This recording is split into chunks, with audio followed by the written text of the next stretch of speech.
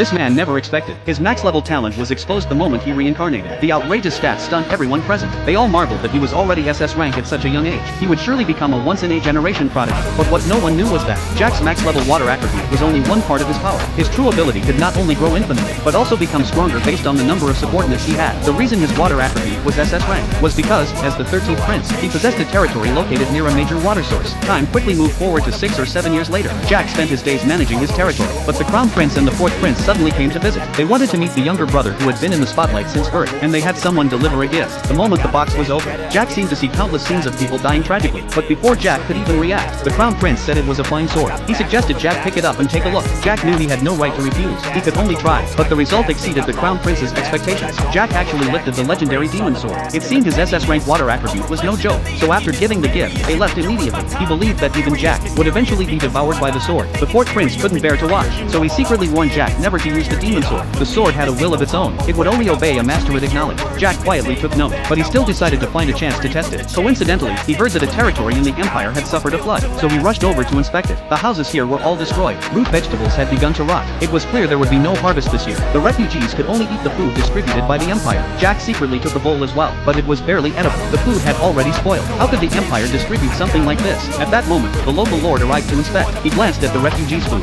and said it was barely acceptable. Then he said he would return to his mansion to continue enjoying himself. Jack couldn't stand it anymore. He asked the lord if he had taken kickbacks. The lord claimed he worked hard too, so taking a little compensation was only fair for someone who profited off refugees' rations. Jack's anger reached its peak. The demon sword sensed Jack's fury as well. It flew over from a carriage 6 or 7 meters away, but it wasn't coming to help Jack. It wanted to devour him. Fortunately, Jack was strong enough to subdue the sword. The lord didn't even have time to react before being cut down. At that moment, the empire's night order arrived. The demon sword grew excited and wanted to fight, but Jack forced it down. It only carved a bottomless pit into the ground. The lord's subordinates panicked and called for help. They urged the knights to arrest Jack immediately, but the knight commander recognized Jack instantly and knelt. This was the empire's 13th prince. How could they show disrespect? Everyone else quickly bowed as well. Jack explained the lord's corruption. He ordered the knight commander to distribute proper food. The refugees thanked Jack for his righteousness. News of the incident quickly reached the emperor. He was grateful for his son's help. If someone had profited from the flood, then natural disaster combined with human greed would force him to use imperial resources to clean up the mess. And after this incident, Jack purchased the flooded village as his own territory. The emperor checked Jack's stats and almost burst out laughing. His water attribute had risen from SS to SSS rank, but what Jack never expected was, the crown prince was about to harm him by force.